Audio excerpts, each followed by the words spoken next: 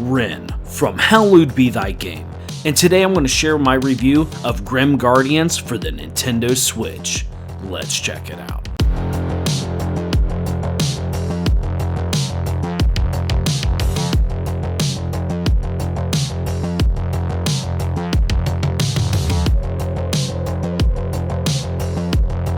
Welcome back to another episode of Hallowed Be Thy Game, and I am so unimaginably excited to share with you my review of Grim Guardians Demon Purge for the Nintendo Switch. Now, before we start, I do want to state that a review code was given to me by PQ Games, but all thoughts shared today are my own. And for those of you who may be new to the channel, I am a massive fan of Metroidvanias and JRPGs.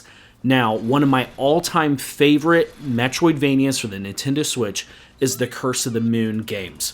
Curse of the Moon 1 and 2 are just phenomenal to me, and the team behind that is what is bringing to us Grim Guardians. And this seasoned developer has just figured out how Metroidvanias should be. Now, Grim Guardians is a 2D Metroidvania in the likes of like what you might see from like Metroid Dread or Castlevania. And to be honest, if you are pining away for the glory days of Castlevania on like the DS, then you are in luck, because Grim Guardians is very much in the vein of that.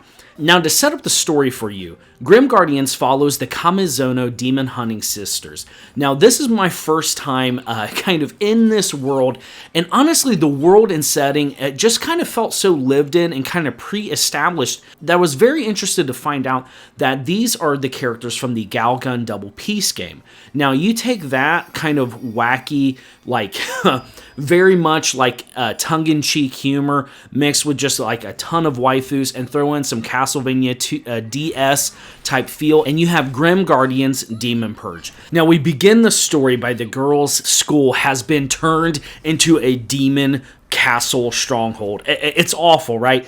But you know what? These girls are up to the task to go to hunt the corridors, purge the demons from the castle, gather all the panties and the naughty bits that are strewn and hidden about the castle. Don't worry about it. It all makes sense in the game. March your way up to finally put an end to this demon invasion. Look, it's wacky, it's insane, it knows what it is, it leans into it, and the story just was kind of so silly. I found myself just giggling, eye-rolling, all the things that we want. If you love the games that I cover on this channel, if you don't absolutely hate my guts for the thumbnails I throw up, this is absolutely going to be a game for you. I just had so much fun with this. I've been kind of in like a gaming slump here lately, you know, just hunting through so many games to find the hidden gems. You kind of get a little bit wore out, but this game just kind of breathed life into me. This just kind of brought me back to some nostalgic Castlevania DS era, but this team behind Curse of the Moon, they have just kind of figured out a way to where, you know, the movement, the flow, the blur as you're running around, you feel like a waifu Alucard. It's just so crazy, but I'm telling you, the story is amazing, and the music that you get in this game, it slaps. It's really good, and I honestly expected nothing less from Inti Creates. They've always had just really banger soundtracks. I love all the boss themes, all the stage themes. They just really just melded with me. And speaking of stages, I'm only going to show the first couple levels of this game, because if you have played the previous entries, there's a lot of incentive to go back and beat the game like a couple times, because I don't want to give away any spoilers, but there are multiple endings to this game, and I'll be honest, I had an absurdly fun time just kind of making my way through them. Now, as of right now, I've just achieved 2 of the endings, one of which was labeled as the true ending. There are achievements in this game that are tracked within the game. So, you know, I know the Nintendo Switch doesn't have any achievements or anything like that, but what's cool is the game does track them for you and has this really nice kind of like board laid out to where you'd be able to see them and just kind of see how many you have left to discover. Now, I don't want to show them here because I don't want to give away any visual spoilers, because I think a majority of the fun of this game is just kind of finding all the secrets and such that can be laid in. But I do really appreciate that even though you're in a giant demon castle, all the different levels and stages have a very unique and iconic looking theme. They're definitely going to be having some reminiscence, some retro shout outs to, you know, previous Castlevanias and stuff like that. And you know, it knows what its inspiration is. It wears it on its sleeve and it leans into that and it crushes it. Just kind of how I feel Inti Creates does with their Castlevania type games. games. I think Grim Guardians is just further proof that Konami really needs to just get their act together and just approach them to make their next Castlevania game. But anyways, that might be heresy to some, but not to me. Anyways, the gameplay and power progression of Grim Guardians is excellent. So as you start the game, you do have the two sisters, and you can switch between the two. Now, they don't share a life pool or anything like that, and they have different strengths and attributes to their different fighting styles. But just to kind of make you aware that if you're playing as one, there are two difficulty options that you begin the game at. The first of which is called casual mode, and essentially all that does is it removes knockback when you get hit, and you have infinite continues. So this is kind of just a great way to learn the game, to kind of progress through, learn the boss patterns, and then you can move up to what would be, I believe it's called the veteran difficulty. Now on this difficulty, you do have limited amounts you can respawn, and also when you get hit, there is a knockback.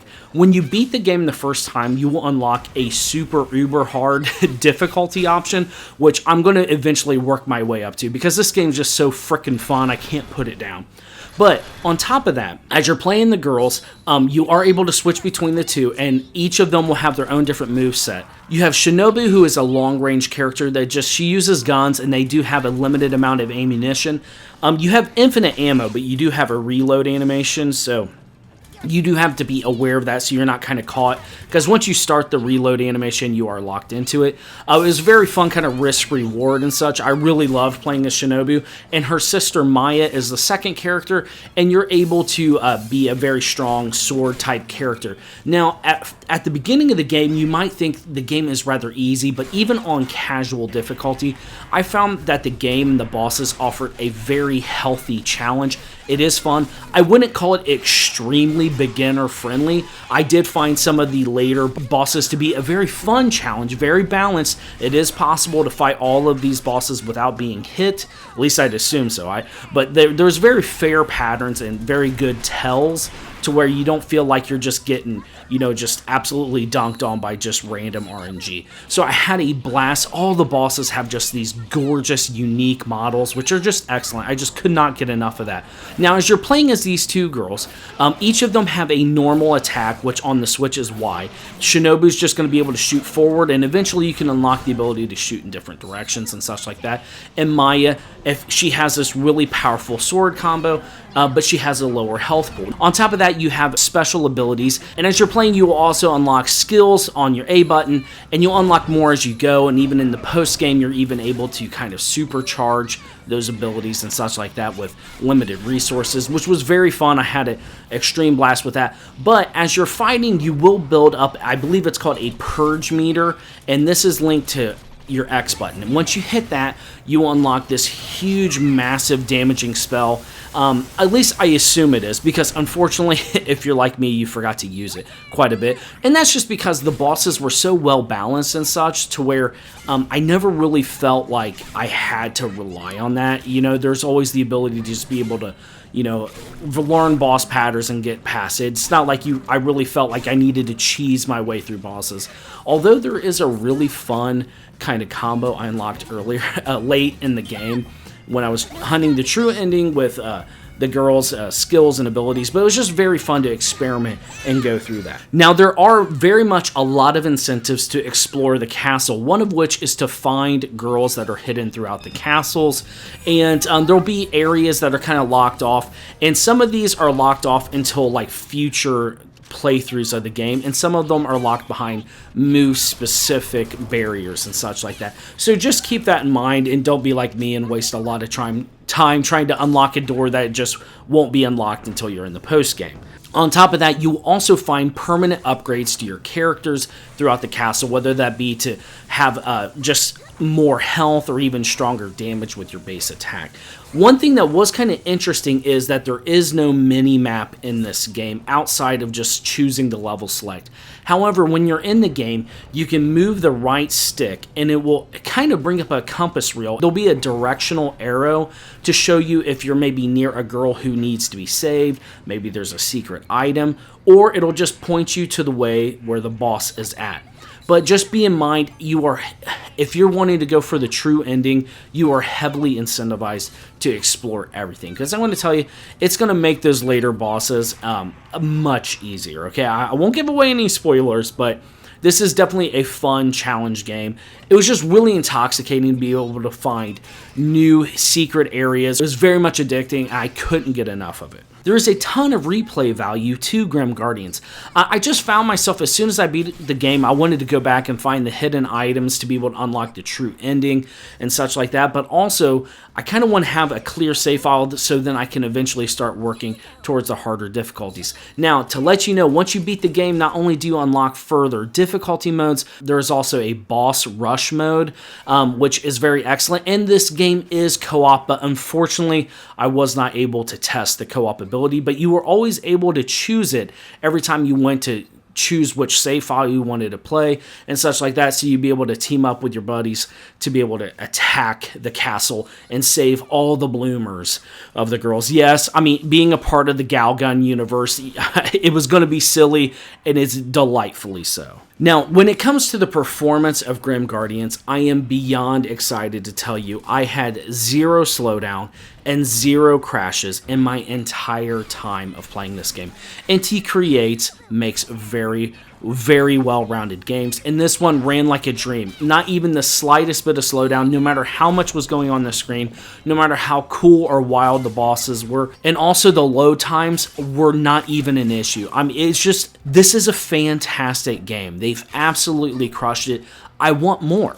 I need more. So I'm really hopeful that this is just the beginning of kind of more Metroidvania type Grim Guardians games. I want some more Curse of the Moon. They know how to make these Metroidvanias. Keep them coming. And there you have it. I give this 5 bloomers out of 5. Look, it's fantastic. I think this is absolutely a quintessential must-own Metroidvania for anyone who owns a Switch, but that's just me. Are you going to be picking up Grim Guardians Demon Purge? Let me know down in the comments. Thank you all so much for watching. I want to give a massive thank you to the channel members and patrons. Your support continues to make this channel possible. Thank you so much. Like this video if you liked it, and subscribe for more Metroidvanias on the Nintendo Switch. And until then, I'll see you all next time.